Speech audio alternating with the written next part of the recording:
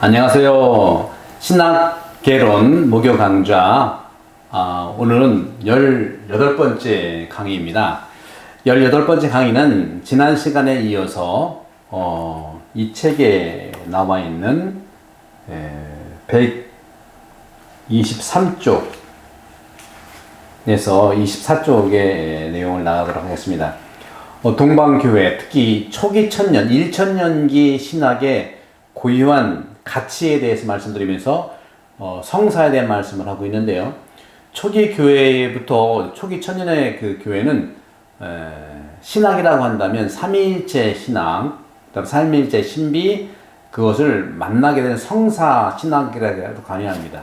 성사가 모든 것에 집중되는 그런 그 관점에서 그렇습니다. 그래서 이 동방교회 초기 천년의 이런 가치, 신학의 가치들을 보게 되면요. 그리스도인의 생활, 그리스도인의 삶은요. 그리스도 안에 있는 생명을 받아 누리고 그분으로 변화되는 것을 의미합니다. 이것은 이제 그리스도화라고 하죠. 여러분들, 초기 천년의 가장 중요한 우리 신앙인들의 신학의 고유한 가치 중에 중심이 신화예요. 신화. 육화가 하느님이 사람이 된 거라면 신화는 이제 사람이 하느님이 되는 걸 신화라고 합니다. 신화가 초기 천년에 우리 그리스도인들이 추구했던 신학 가치의 정점에 있다고 해도 과언이 아닙니다. 그 전부라고 할 수 있겠죠. 그런 점에서 이렇게 예수 그리스도 안에서 성령을 통하여 하느님과 관계를 맺고 일치 속에 생활하는 것이, 그러니까 일치하는 것이 목표가 신화라면 그 신화를 생활하는 것이 바로 성사라는 것이죠. 성사. 우리도 본당에서 유아 세례도 하고 성인 세례도 하고요. 여러 가지 이제 성사, 7가지 성사를 베풀지 않습니까? 그런 성사가 결국은 하느님화. 그래서 신화와 그리스도화는 같은 유사성을 가지고 있는 것은 분명합니다. 예수 그리스도가 하느님이시기 때문에 그리스도화가 되면 우리는 신화가 당연히 되는 것이죠. 이래서 초기 천년의 신학은 그것이 동방교회에서 남아있는 건데, 초기 천년의 신학에 있어서의 그 신학은 성사에 있어서는요, 우주적인 의미가 있습니다. 우주적인, 아우르고 하느님과 일치하고 세상과 하나가 된다는 것을 얘기하는 것이죠. 그런 점에서 세상도 성사 안에서 성령에 의해서 다시 창조되고 다시 발전한다는 것이죠. 그런 점에서 진화와 창조가 분리되는 개념이 아니라 창조 안에서 진화도 계속 이루어지는 것이죠. 계속 창조가 재창조되고 재창조되는 것이 진화죠. 그래서 진화와 창조가 대등 관계, 다시 말하면 싸우는 대적 관계가 아니라 서로 보완 관계면서 우리가 자비 안에 정의를 받아들이듯이 창조 안에 이 진화를 받아들이면서 재창조가 되는 것을 얘기할 수 있습니다. 따라서 성사는 피조물이 하나님께 되돌아가도록 하는 은총이다. 하나님께 되돌아가는, 우리 인간만 돌아가는 게 아니에요. 이 세상도 돌아가야 돼요. 지금 코로나 팬데믹으로 인해서 우리가 얼마나 많이 분리되어 있습니까? 만나지 못하잖아요. 그래서 그런지 지구는 또 맑아진다잖아요. 이런 것처럼 지구도 본래의 지구가 되는 것이 바로 성사고요. 사람도 본래의 사람으로 회복되는 것이 성사입니다. 따라서 성사라고 하는 것은 사람 존재를 신화 안에서 참된 본질로 되돌아가게 한다. 그래서 결국은 하나님이 되게 한다. 신화. 중요한 신화.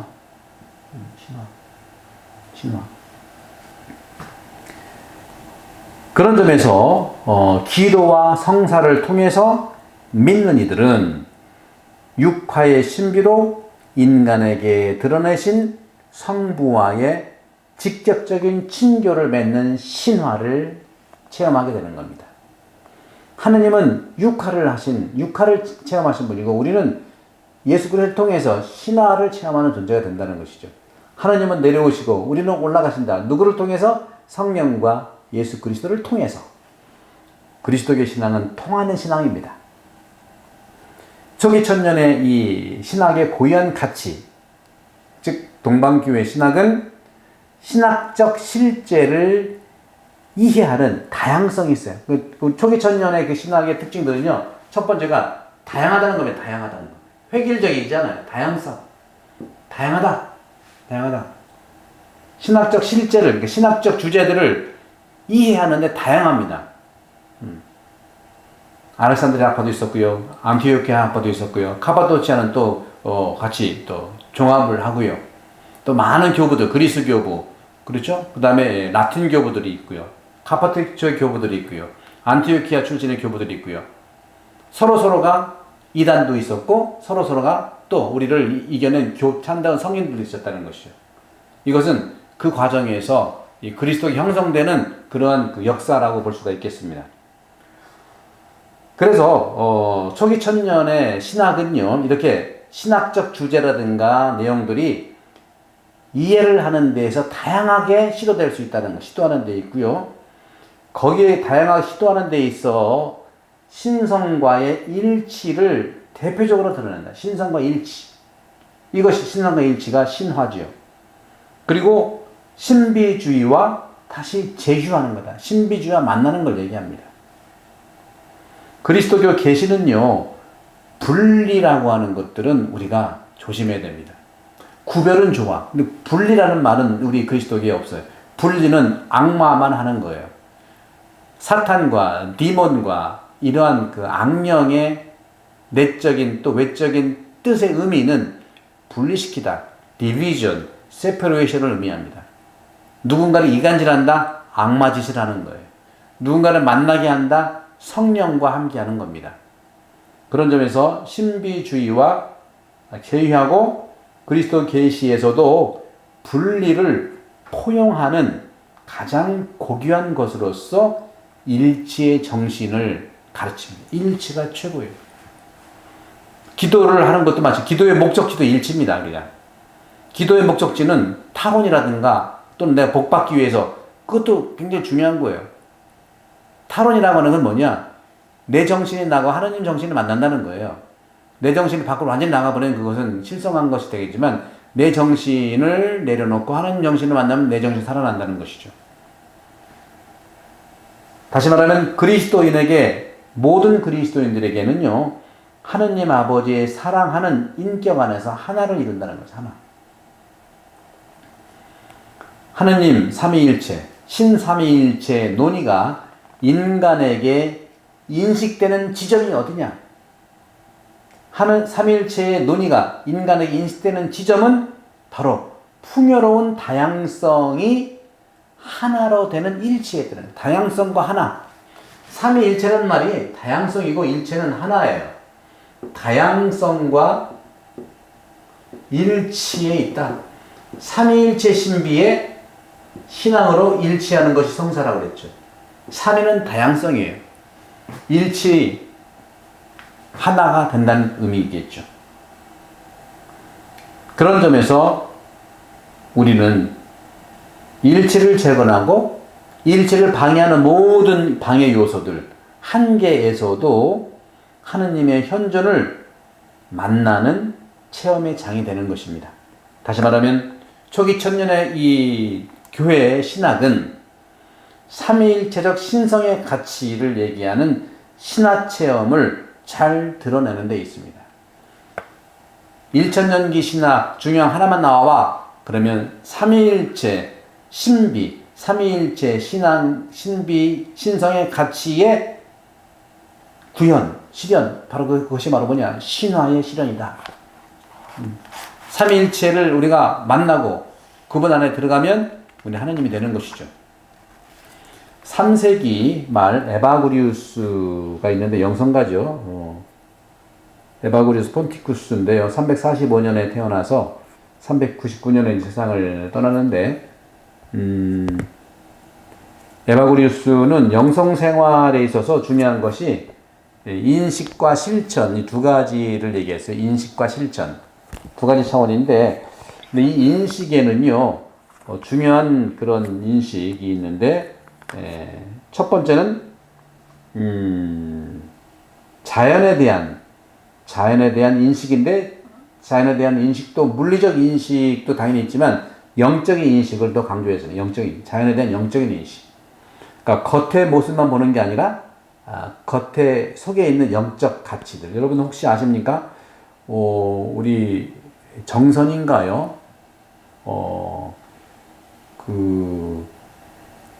우리 그 산수화 같은 것들이 있잖아요. 죄송합니다. 제가 이 그림을 봤는데 그 기억이 안 나가지고, 우리 산수화 보게 되면 실제에 그대로 그리는 그림이 아니라 그 산수의 어떤 그 진짜 영적인 가치를 그리는 거. 이 뭐라고 이제 표현이 제가 잊어버렸어요. 근데 그건 기본적인 단어는 잃어버렸지만 아마 정철일 겁니다. 정철의 이 그 그림을 찾아보면은 산을 그렸는데 그냥 사실주의적 의미 산이 아니라 그 산이 뿜고 있는 실제 그 산의 그림을 그렸는데 굉장히 꿈속에 있는 것과 같은 그러한 그림인데, 그 그림의 의미도 그냥 사실화가 아니라 실제화, 어떤 영적 가치의 사실화라고 이렇게 표현을 하더라고요. 다음에 기회 되면 또 찾아보겠습니다. 여러분 무슨 말씀인지 아실 겁니다. 그런 점. 우리 한국 사람의 어떤 정서를 드러내는 것이죠. 겉으로 표면만 보는 것이 아니라 그 산의 내적인 것까지 표현하는 것. 그걸 이제 본질이라고 하죠. 본질을 표현했던 것을 볼 수 있게. 이렇게 마찬가지로 에바구리우스도 영성 생활에 있어서 인식과 실천이 있는데, 인식은 자연에 대한 영적인 인식까지를 얘기하는 것이고, 또 하나 중요한 삼위일체에 대한 관상을 정점으로 한 신학적 인식이 있다는 것이죠. 영적인 인식, 신학적 인식. 그래서 에바구리우스의 저작이라고 하는 삼위일체 실천이라는 그런 책에서 이런 말씀을 합니다. 그리스도교는 우리 구원자이신 그리스도에 대한 가르침이다. 여기에는 실천적인 것, 자연적인 것, 신학적인 것이 있다. 세 가지로 얘기해요. 실천적인 것, 자연적인 것, 신학적인 것이 있다. 여기에서 말하는 하느님에 대한 신학적 인식은 지성이 그 대상을 포착하는 일반적인 인식과 달리 지성이 그 대상 안에서 스스로 성취한다는 의미다. 신학적 인식은 보통 그냥 안다는 것이 아니라 바로 그 대상 안에서 스스로 성취한다는 의미, 지성의 인식을 얘기한다는 것이죠. 그 인식은 사람의 힘이 아니라 하느님이 우리에게 깨달음의 은총으로 넘치게 하심으로써 가능한 것이다 하고 얘기하는 것이죠. 이 인식은 지성이죠. 나 스스로를 온전히 비워서 형상도 개념도 없는 상태에서 가능한 것으로 순수한 기도와 같은 것이다. 그래서 영성 생활은요, 그런 점에서는 참으로 우리가 지성이 나 스스로를 온전히 비워서 형상이나 개념도 없는 그런 상태로서의 인식. 여러분 기도할 때 분신 잡념이 없을 때 시간이 얼마나 지나가는지 모르잖아요. 확 지나가잖아요. 저도 피정을 해보면 이제 하루에 한 번씩 묵상을 하면은요, 처음에는 1시간에 굉장히 지루하더니 앉았다 일어나면 금방이에요. 이런 부분들이죠. 순수한 기도 같은 것이 온전히 몰입하고 온전히 일치하고 온전히 생각을 내려놓고, 바로 이 지성이라고 하는 인식이라고 하는 것은 스스로를 온전히 비우는 거예요. 개념도 없는 거, 아무것도 없는 거죠. 침묵, 무라고 하는 것이죠. 그럴 때 이 지성에 있는 온갖 스트레스들, 분신, 잡념, 걱정들이 내려갑니다. 그래서 에바구리우스는 이런 말을 해봅니다. 당신이 신학자라면 참다운 마음으로 기도해야 한다. 당신이 참다운 마음으로 기도하면 당신은 신학자이다. 그렇습니다.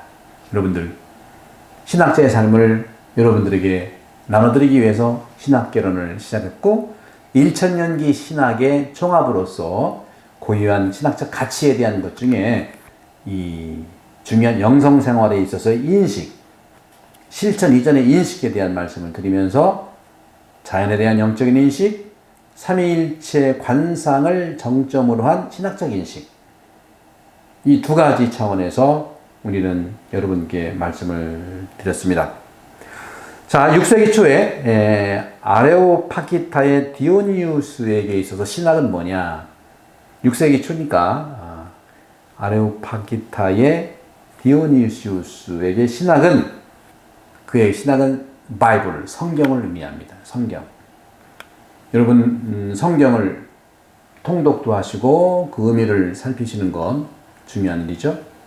그러나 그 성경 하나하나 의미를 만나는 것은 주님을 만나는 것이죠.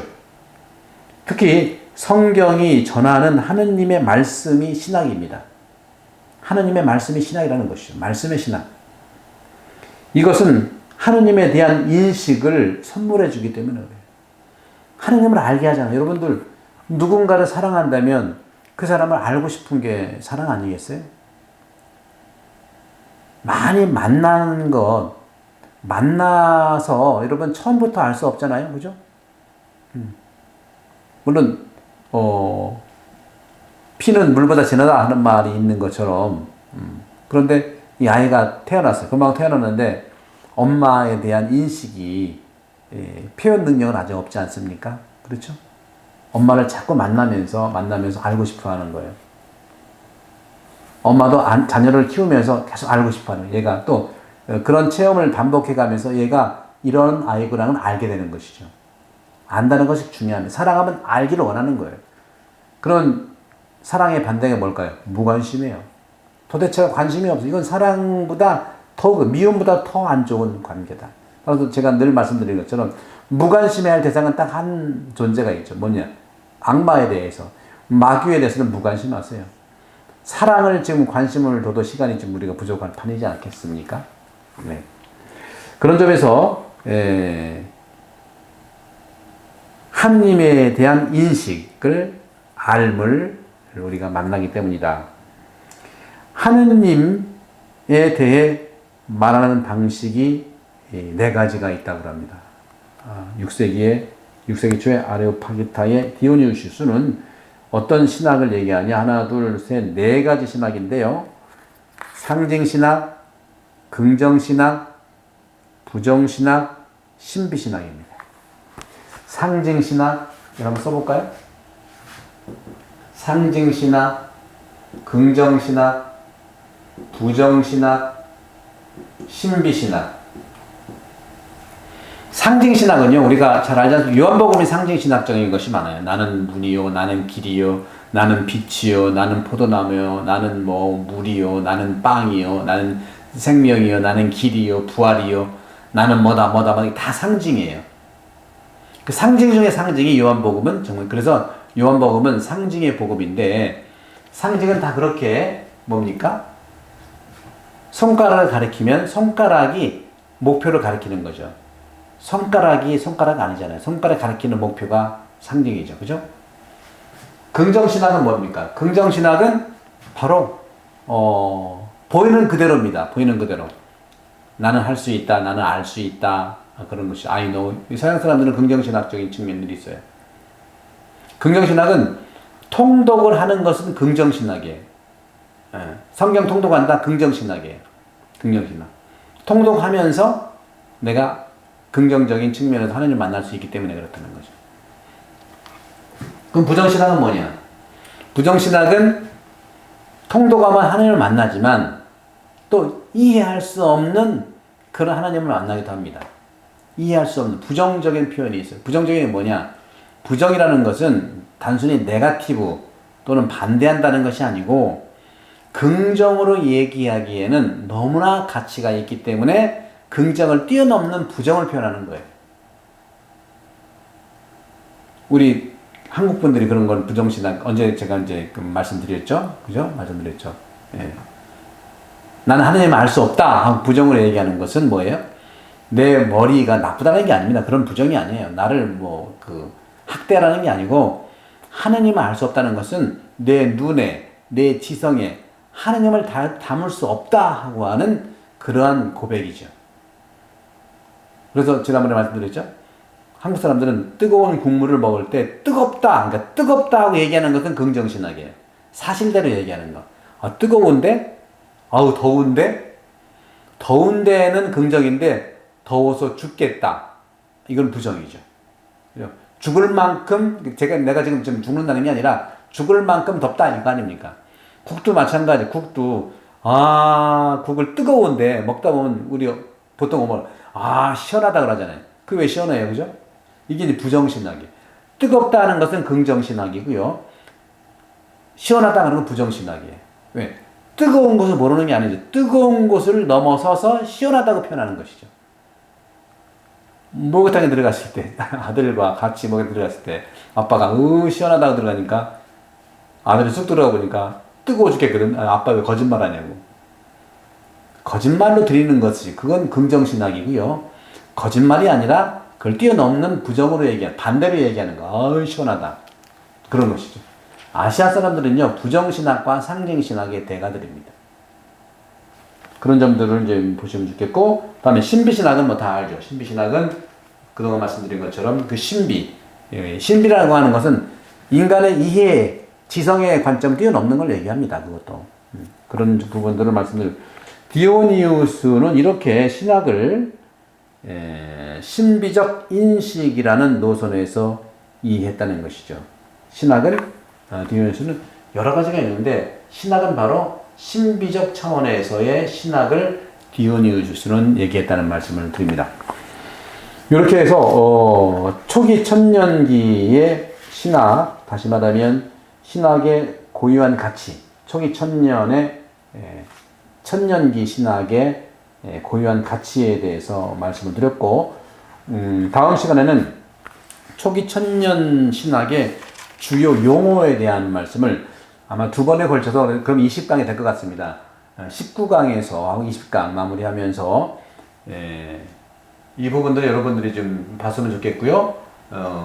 초기 천년의 이 신학의 고유한 가치들이 삼위일체 신비에 우리 신앙으로 일치하는 것이 성사다. 성사. 바로 이 성사는 두 번째, 신화해로 회복하는 것이고 신화해로 초대하는 것이다. 하느님께서 그렇죠. 하느님의 모습을 담도록 만들었잖아요. 하느님의 모습은 신화고요. 담도록 하는 것은 우리의 몫이죠. 따라서 하느님의 모습은 신이고 담도록 하는 건 화예요. 그건 우리가 해야 되죠. 화. 궁극적으로는 하느님께서 예수 그리스도를 통해서 성령을 통해서 분명히 신화하도록 해주시지만 우리의 몫이 있고 그 신화는 그 성사가 바로 신화를 가는 과정이다. 이런 모든 것들은 삼위일체 신비의 신앙으로 일치하는 성사라든가 신화로 회복하는 초대라는 모든 것들은 일치의 정신을 얘기하고 있는 일치의 정신. 어쨌거나 그리스도교는 신학하는 사람들은요, 믿는 사람들은요, 생각이 달라도 일치해야 됩니다. 생각이 달라도 우리가 하나가 되어야 됩니다. 출신이 달라도 하나가 되어야 되는 것이죠. 그런 부분들을 계속 강조해서 말씀을 드리고 있는 것입니다. 그래서 다음 시간에 19강에서는요, 초기 천년 신학의 주요 용어로서 지난번에 잠깐 더 말씀드렸는데, 우리가 몇 가지를 말씀드리고 싶냐면, 보통 11가지를 얘기합니다. 한번 써볼까요? 내가 좀 끌어내가지고 편하게 해서 써보면, 보이시나요? 첫 번째는, 테오시스라고 해서, 이것이 테오시스라고 해서 신화. 육화의 상대적 개념이다. 육화, 하나님이 사람이 될 때 우리는 신화가 된다는 거죠. 두 번째는 너무 중요한 삼위일체. 이게 초기 1000년기 신학의 주요 용어들이에요. 삼위일체. 세 번째는 컨템플레이션이라고 하죠. 컨템플라시오.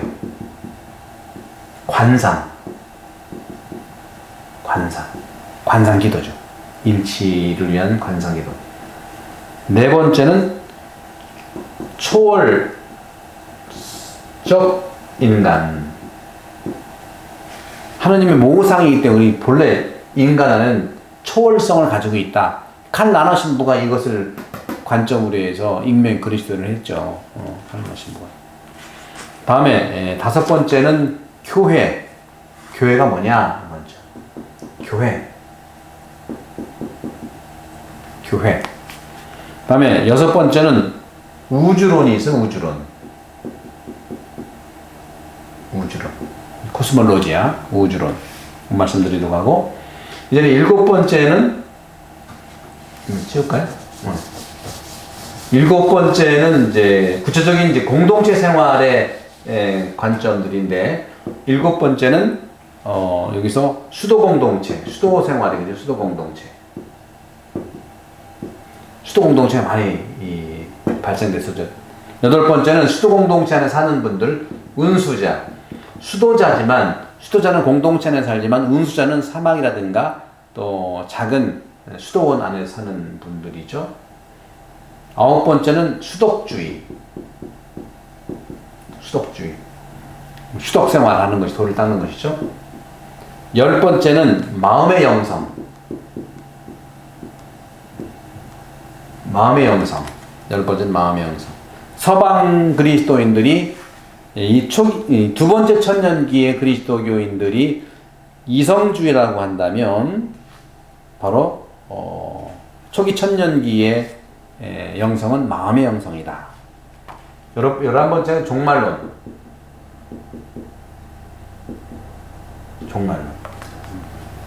이렇게 해서 이제 그 다음 시간에 아마 두 번에 걸쳐서 해야 할 건데 이 부분들을 나누도록 하겠습니다. 여러분들 감사드리고요. 여러분들 궁금한 점 있으면 댓글 달아주시면 또 강의 때 여러분들과 함께 나누는 시간 되겠습니다. 여러분 구독 전파 많이 해주시고 여러분들 응원해 주시면 감사하겠습니다. 성부와 성자와 성령께서 여러분 모두의 강복하소서. 아멘. 감사합니다.